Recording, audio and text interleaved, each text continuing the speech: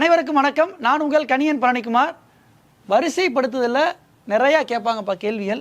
வேறு ஒன்றும் இல்லை, எடை, உயரம், வயது, கல்வி தகுதி, சம்பளம், இப்படி எல்லாமே வரும். எல்லாத்துக்குமே ஒரே பேட்டர்ன் தான்.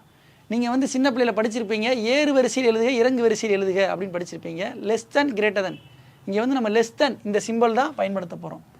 இதுக்கு ஒரு விஷயம் சொன்னோம்னா, நம்ம பெரிய ஆளுகளை பார்த்தா வாயை பிளந்துட்டு பார்ப்போம்னு சொல்லுவோம்ல, உங்கள் ஞாபகம் வச்சுக்கிறதுக்காக சொல்கிறேன். அந்த மாதிரி ஞாபகம் வச்சுக்கோங்க. இந்த பக்கம் இருக்கிறது தான் பெரிய ஆளுங்க யாராக இருந்தாலும், அந்த மாதிரி வச்சுக்கோங்க ஞாபகம். ஓகேவா? இப்போ இந்த கேள்வியை மட்டும் நல்லா படிக்கணும்.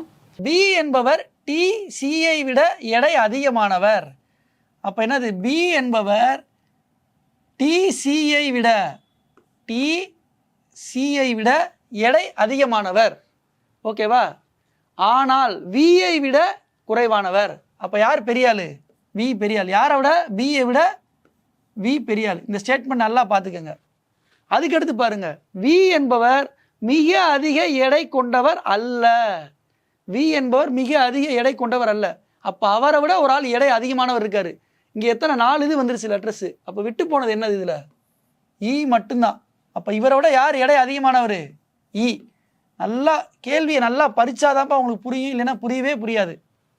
அடுத்து பாருங்க, சி என்பவர் டியை விட மட்டும் எடை அதிகமானவர்.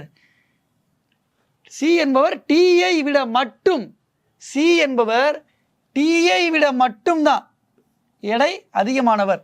அதனால தான் கரெக்டாக இதை பார்த்துக்குங்க, எடை அதிகமானவர்.